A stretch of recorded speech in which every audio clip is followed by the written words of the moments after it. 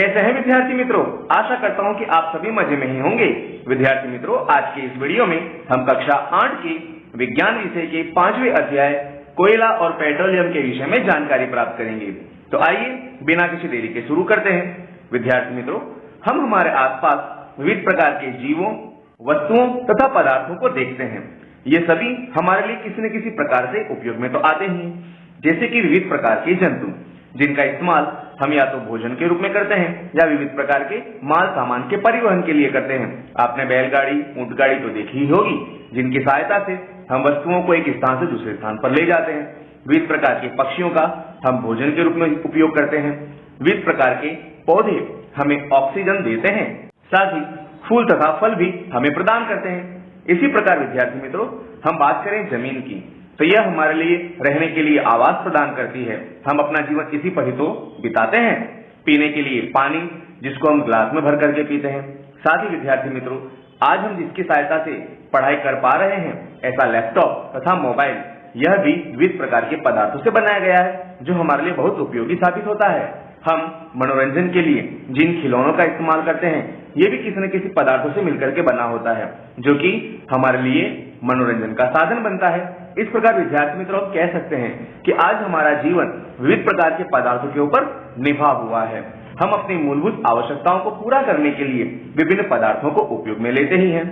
विद्यार्थियों, इनमें से कुछ पदार्थ ऐसे होते हैं जो कि कुदरत ने हमें बना करके दिए हैं, जबकि कुछ पदार्थ ऐसे होते हैं जिनका निर्माण मनुष्य ने या हमने अपनी बुद्धि, शक्ति, कला, कौशल्य से विकास किया है या तो निर्मित किया हुआ है। आइए अब हम एक क्रियाकलाप करते हैं। इस क्रियाकलाप में हमको करना क्या है, तो हमें दैनिक जीवन में उपयोग में लाए जाने वाले विविध पदार्थों की एक सूची तैयार करनी है। उनका प्राकृतिक और मानव निर्मित पदार्थों में वर्गीकरण करना है। तो आइए, यहाँ पर मैंने अपने आसपास में पाए जाने वाले विविध प्रकार की चीजों का एक समूह बनाया है। थोड़ी देर पहले भी तो हमने कुछ ऐसे ही पदार्थों के, जीव जंतुओं के नाम लिए थे। आइए देखते हैं कि वो पदार्थ कौन कौन से हैं। मृदा, पानी, पौधे, पंखा, मोबाइल फोन, कंप्यूटर, प्राणी, पक्षी, bulb, tube light, pen, pencil, cycle. आइए विद्यार्थी मित्रों, अब हम इन पदार्थों का वर्गीकरण करते हैं मानव निर्मित पदार्थों में और प्राकृतिक पदार्थों में। विद्यार्थी मित्रों, मृदा ये कुदरत के द्वारा हमें प्राप्त देन है, अर्थात वो प्राकृतिक पदार्थों में आएगी। साथ ही विद्यार्थी मित्रों, पानी भी प्रकृति द्वारा देन है। पौधे, प्राणी और पक्षी ये सभी प्राकृतिक पदार्थों में आएंगे। साथ ही विद्यार्थी मित्रों, जब हम मानव निर्मित पदार्थों की बात करते हैं, तब हम उनमें उन पदार्थों को रखते हैं जिनका निर्माण मनुष्य ने अपनी बुद्धि, शक्ति और कला कौशल्य से किया है, जैसे कि पंखा, मोबाइल फोन, यह भी मानव निर्मित पदार्थ में आएगा। Computer, bulb, tube light, pen, pencil और साइकिल, यह सभी मानव निर्मित पदार्थों में अपना स्थान रखते हैं। इस आधार पर तो विद्यार्थी मित्रों, इनका वर्गीकरण हम इस आधार पर कर सकते हैं कि जो पदार्थ 100% कुदरत के द्वारा निर्मित हुए हों, उसमें मानव का कोई भी सहयोग ना हो, तो वे प्राकृतिक संसाधन होते हैं, तथा जो संसाधन मनुष्य ने अपनी बुद्धि से निर्मित किए हैं, वे सभी मानव निर्मित संसाधन कहलाते हैं। प्रकृति में विभिन्न संसाधनों की उपलब्धता की दृष्टि से प्राकृतिक संसाधनों को हम व्यापक रूप से 2 वर्गों में विभाजित करते हैं। और ये 2 वर्ग कौन कौन से हैं? तो पहला, अक्षय प्राकृतिक संसाधन। अब आप सोच रहे होंगे ये कैसा संसाधन है, इसके विषय में हम आगे जानकारी प्राप्त करेंगे। और दूसरा संसाधन है क्षय प्राकृतिक संसाधन, या हम कह सकते हैं समाप्त हो जाने वाले प्राकृतिक संसाधन। तो आइए अब हम इन संसाधनों के विषय में बारी बारी से चर्चा करते हैं। विद्यार्थी मित्रों, हम सबसे पहले चर्चा करते हैं अक्षय प्राकृतिक संसाधन। जैसा कि आप नाम से ही इसका अंदाजा लगा सकते हैं कि जो प्राकृतिक संसाधन असीमित मात्रा में उपस्थित हैं, यानी वो कभी भी खत्म नहीं हो सकते हैं, मानवीय क्रियाकलापों द्वारा समाप्त नहीं हो सकते हैं, ऐसे संसाधनों को हम अक्षय प्राकृतिक संसाधन के नाम से जानते हैं। जैसे कि सूर्य का प्रकाश, हम जानते हैं कि सूरज सदियों से हमें प्रकाश देता आ रहा है, सदियों तक यह हमें प्रकाश देता है। यह प्राकृतिक संसाधन अक्षय प्राकृतिक संसाधन है। साथ ही वायु तथा मृदा भी अक्षय प्राकृतिक संसाधन कही जा सकती है। अब बात करते हैं विद्यार्थी मित्रों क्षय प्राकृतिक संसाधन या समाप्त हो जाने वाले प्राकृतिक संसाधनों के विषय में। तो विद्यार्थी मित्रों, ये प्राकृतिक संसाधन मानवीय क्रियाकलापों द्वारा अल्प समय में नष्ट हो सकते हैं, यानी यह असीमित मात्रा में नहीं है, यह सीमित मात्रा में है। ऐसे संसाधन हमारे लिए क्षय प्राकृतिक संसाधन या समाप्त हो जाने वाले प्राकृतिक संसाधन कहे जा सकते हैं। प्रकृति में इन स्रोतों की मात्रा बहुत ही सीमित होती है। यह मानवीय क्रियाकलापों द्वारा समाप्त हो सकते हैं। इन संसाधनों के अगर उदाहरण देखें तो वन, वन्य जीव, खनिज, कोयला, पेट्रोलियम, प्राकृतिक गैस, यह सभी क्षय प्राकृतिक संसाधन कहे जा सकते हैं। विद्यार्थियों, मनुष्य ने अपने स्वार्थ के लिए वनस्पतियों तथा जीव जंतुओं को नाश किया है। इसीलिए वर्तमान में बहुत सारे जीव जंतु आज खतरे के निशान पर हैं। वे लुप्त होने के कगार पर हैं। साथ ही हमने पेट्रोलियम या कोयला और प्राकृतिक गैस का भी भरपूर मात्रा में उपयोग किया है और आज समय ऐसा आ चुका है कि यह सभी अति अल्प मात्रा में हमारे पास उपलब्ध है। इसीलिए हमें इनको बचाए रखने के लिए इनके विषय में जानकारी प्राप्त कर लेना अति आवश्यक है। आइए विद्यार्थी मित्रों, हम एक क्रियाकलाप द्वारा ये समझने की कोशिश करेंगे कि यह संसाधन किस तरह से खत्म होते जा रहे हैं। आपको आपकी पाठशाला के अंदर या अपने घर के आसपास के विस्तार में विद्यार्थियों के या घर में रहने वाले लोगों के अलग अलग समूह बनाने हैं। आपको कुल 7 लोगों के समूह बनाने हैं, जिनमें आपको 3 उप समूह बनाने हैं। पहले समूह में आपको 1 व्यक्ति रखना है, दूसरे समूह में आप 2 व्यक्ति या 2 विद्यार्थियों को रख सकते हो और तीसरे समूह में आपको 4 व्यक्ति या 4 विद्यार्थियों को लेना है। अब आपको एक एक करके इन सभी समूहों के विद्यार्थियों या व्यक्तियों को चॉकलेट से भरा हुआ बॉक्स देना है। जब आप इन्हें चॉकलेट से भरा हुआ बॉक्स देते हैं तो आप देखेंगे कि पहला व्यक्ति या पहला उप समूह अपनी क्षमता के हिसाब से चॉकलेट को खा लेता है और अब उस चॉकलेट के बॉक्स में जितनी चॉकलेट बची है वह चॉकलेट आपको दूसरे उप समूह यानी जिसके अंदर 2 विद्यार्थी या 2 व्यक्ति हैं उन्हें प्रस्तुत करनी है। आप देखेंगे कि पहले व्यक्ति द्वारा चॉकलेट खा लेने के बाद दूसरे समूह के व्यक्तियों के लिए चॉकलेट की थोड़ी सी मात्रा बचती है, जिसके अंदर लोगों की संख्या तो ज्यादा है। अब यही बॉक्स आपको तीसरे उप समूह वाले व्यक्तियों या विद्यार्थियों तक पहुंचाना है, जिसमें आपने देखा कि पहले और दूसरे उप समूह की तुलना में तीसरे उप समूह में व्यक्तियों या विद्यार्थी की संख्या ज्यादा है और उनके पास जो चॉकलेट का बॉक्स बचा है उसमें चॉकलेट की संख्या अति अधिक। विद्यार्थी मित्रों, इसका मतलब ये हो सकता है कि जो पहला उप समूह था जिसमें मात्र 1 विद्यार्थी या 1 व्यक्ति था, उसने चॉकलेट का भरपूर मात्रा में सेवन कर लिया था और उसी के कारण अंतिम यानी जो तीसरा उप समूह है, इसे हम पेड़ी के नाम से जान सकते हैं, उनके लिए खाने के लिए चॉकलेट की मात्रा अति अल्प बचती है।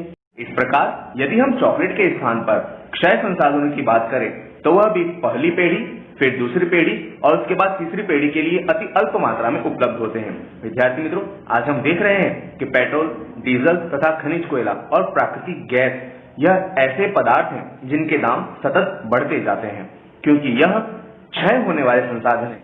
अगर हम इनका इस्तेमाल इसी तरह से करते रहेंगे तो यह आने वाली पीढ़ियों के लिए तो बिल्कुल समाप्त ही हो जाएंगे। इसलिए विद्यार्थी मित्रों, हम इनके बारे में जानकारी प्राप्त कर लेनी चाहिए, जिससे हम इन्हें अपनी आने वाली पीढ़ी के लिए बचाकर रख सकें। विद्यार्थी मित्रों, आइए अब हम कुछ ऐसे ही क्षय प्राकृतिक संसाधन जैसे कि कोयला, पेट्रोलियम और प्राकृतिक गैस के बारे में जानकारी प्राप्त करते हैं। हम सबसे पहले बात करते हैं कोयले के विषय में। विद्यार्थी मित्रों, कोयले से तो आप परिचित हैं ही, आपने विभिन्न स्थानों पर कोयले को तो देखा ही होगा। आइए सबसे पहले हम इसके गुणधर्म की चर्चा करते हैं। विद्यार्थी मित्रों, कोयला यह पत्थर जैसा कठोर और काले रंग का होता है। आपने अपने घर में चूल्हे के अंदर भी इस प्रकार के कोयले को देखा होगा। जब लकड़ी जल जाती है तब लकड़ी के जल जाने के बाद जो बचा हुआ काला ठोस पदार्थ होता है वह कोयला ही तो है। हम कोयले का इस्तेमाल किन किन जगहों पर करते हैं? तो विद्यार्थी मित्रों, खाना पकाने हेतु उपयोग में आने वाले ईंधन में कोयला उपयोग में लिया जाता है। आपने देखा होगा कि पहले के समय में हम हमारे घरों में खाना पकाने के लिए विविध प्रकार के साधन जैसे कि सिगड़ी का उपयोग करते थे। इस सिगड़ी के अंदर हम कोयले का ही तो उपयोग किया करते थे। पहले इसका उपयोग रेल इंजनों को चलाने के लिए भाप बनाने में होता था। आपने विभिन्न प्रकार की फिल्में जैसे कि शोले या गदर में इस प्रकार के भाप यंत्रों को जरूर देखा होगा। इसका उपयोग तापीय शक्ति संयंत्रों में विद्युत उत्पन्न करने के लिए भी किया जाता है। आज हमारे घरों में जो बिजली आती है वह विद्युत पावर स्टेशनों में से हम तक पहुंचाई जाती है और वहां पर विद्युत के उत्पादन करने के लिए खनिज कोयले का ही उपयोग किया जाता है। कोयले का उपयोग विभिन्न उद्योगों में भी ईंधन के रूप में किया जाता है, जैसे कि स्टील बनाने के लिए हम कोयले का इस्तेमाल करते हैं। विद्यार्थी मित्रों, कोयले के गुणधर्म और कोयले के उपयोग देखने के बाद आपके मन में प्रश्न हो रहा होगा कि ये कोयला बना किस तरह से होगा। तो आइए कोयले के निर्माण की हम कहानी के विषय में चर्चा करते हैं। विद्यार्थी मित्रों, लगभग 300 मिलियन वर्ष पूर्व पृथ्वी पर निचले जलीय क्षेत्र में बहुत सारे घने वन हुआ करते थे। जैसा कि आप इस चित्र में देख सकते हैं कि पृथ्वी के समुद्री किनारे के आसपास के विस्तार में बहुत सारे घने जंगल हैं। किसी भी कारणवश बाढ़ या प्राकृतिक प्रक्रमों के कारण ये वन मृदा के नीचे दब गए। ये जो पेड़ पौधे थे यह टूटते गए और जमीन के नीचे दबते गए और धीरे धीरे ये सभी की सभी जमीन में गिरने के कारण उनके ऊपर मिट्टी की परत दर परत जमती गई। उनके ऊपर अधिक मृदा जम जाने के कारण वे संपीड़ित यानी संकुचित होते गए और संकुचन होने के साथ साथ जैसे जैसे वे गहरे होते गए उनका तापमान भी क्या होने लगा, बढ़ने लगा। और जैसे जैसे तापमान बढ़ने लगा इनके बीच एक प्रकार की रासायनिक प्रक्रिया होने लगी और उस रासायनिक प्रक्रिया के तहत ऊपर जब मिट्टी की परत दर परत जमने लगी तो ऊपर से उनके ऊपर एक प्रकार का दबाव का निर्माण हुआ और साथ ही साथ पृथ्वी के नीचे की जो गर्मी है उस गर्मी के कारण इन मृत पेड़ पौधों के बीच में एक प्रकार की रासायनिक प्रक्रिया हुई और उस रासायनिक प्रक्रिया के तहत कोयले के अंदर उनका रूपांतरण हुआ। इस प्रकार विद्यार्थी मित्रों, कोयले में मुख्य रूप से कार्बन होता है, तभी तो उसका रंग काला होता है। मृत वनस्पतियों के धीमे प्रक्रम द्वारा कोयले में परिवर्तन की इस प्रक्रिया को कार्बनीकरण के नाम से जाना जाता है। क्योंकि यह वनस्पति जैसे अवशेषों में से बना है, अतः यह भी एक प्रकार का जीवाश्म ईंधन कहलाता है। वर्तमान में कोयला कोयले की खदानों में से प्राप्त किया जाता है और उसके लिए बड़ी मशीनों का उपयोग किया जाता है। विद्यार्थी मित्रों, भारत में कई प्रदेश ऐसे हैं जहां पर कोयले की खानें प्राप्त हुई हैं, जैसे कि गुजरात के थानगढ़ विस्तार तथा झारखंड जैसे राज्यों में, बिहार जैसे राज्यों में कोयले की भरपूर खदानें प्राप्त हुई हैं, जहां पर इस प्रकार के बड़े बड़े मशीनों द्वारा जमीन में से खनिज कोयले को प्राप्त किया जाता है और इन खनिज कोयले का इस्तेमाल हम हमारे घरों में ईंधन के रूप में तथा थर्मल पावर स्टेशनों में विद्युत उत्पन्न करने के लिए किया जाता है। परंतु विद्यार्थी मित्रों, वायु में कोयले को गर्म करने पर वे जलता है और उसके जलने के कारण वातावरण में कार्बन डाइऑक्साइड नामक गैस उत्पन्न होती है, यानी यह कई बार वातावरण में प्रदूषण का कारण बनता है। इसलिए हमें इसका उपयोग समझदारी पूर्वक करना चाहिए। हो सके तो हमें खनिज कोयले का ईंधन के रूप में उपयोग नहीं करना चाहिए। उद्योगों में कोयले के प्रक्रमण द्वारा कुछ उपयोगी पदार्थ प्राप्त किए जाते हैं, जैसे कि कोक, कोलतार तथा कोल गैस। आइए अब इनके विषय में चर्चा करते हैं। सबसे पहले चर्चा करते हैं कोक की। तो विद्यार्थी मित्रों, कोक के गुणधर्म क्या है? तो यह एक ठोस, सरंध्र और काले रंग का पदार्थ होता है।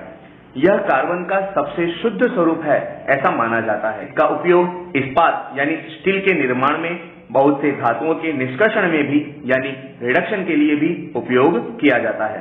अब बात करते हैं कोलतार की। विद्यार्थी मित्रों, आपने डामर का नाम तो सुना ही होगा। यह डामर ही कोलतार है। इसके गुणधर्म क्या है? तो यह एक अप्रिय गंध वाला काला गाढ़ा द्रव्य होता है। यह लगभग 200 पदार्थों का मिश्रण होता है।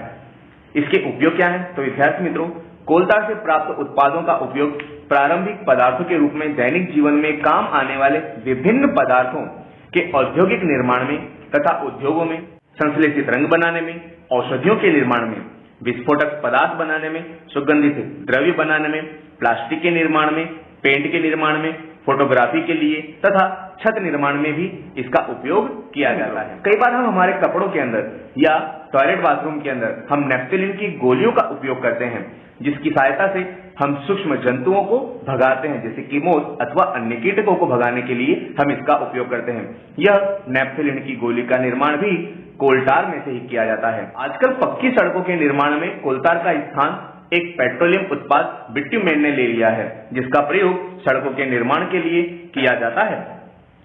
अब बात करते हैं विद्यार्थी मित्रों कोयला गैस की। कोयले के प्रक्रमण द्वारा कोक बनता है और उसके बनते समय कोल गैस का निर्माण भी होता है। यह कोयला प्रक्रमण संयंत्रों के निकट स्थापित बहुत से उद्योगों में ईंधन के रूप में उपयोग में लिया जाता है, क्योंकि यह गैस सरलता से जल उठती है और इसके जलने पर भरपूर मात्रा में ऊर्जा प्राप्त होती है, जिसका उपयोग उद्योगों के अंदर किया जा सकता है। मित्रों, आपको एक रोचक बात बता दें।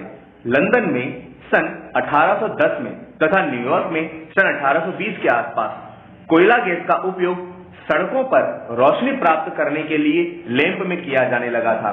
लेकिन आजकल इसका उपयोग रोशनी प्राप्त करने की बजाय ऊष्मा प्राप्त करने के लिए किया जाता है। तो विद्यार्थी मित्रों, आज के इस वीडियो को हम यहीं पे स्टॉप करेंगे।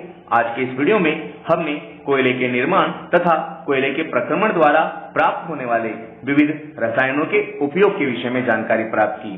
तो विद्यार्थी मित्रों, आशा करता हूं कि आपको ये वीडियो पसंद आया होगा और आपने इस वीडियो की सहायता से कोयले के विषय में योग्य ज्ञान प्राप्त किया होगा। आप इस वीडियो को अपने अन्य मित्रों को भी शेयर करें ताकि वे भी इसे देख करके ज्ञान प्राप्त कर सके। हमारी वीडियो को लाइक करें तथा चैनल को सब्सक्राइब करना ना भूलें।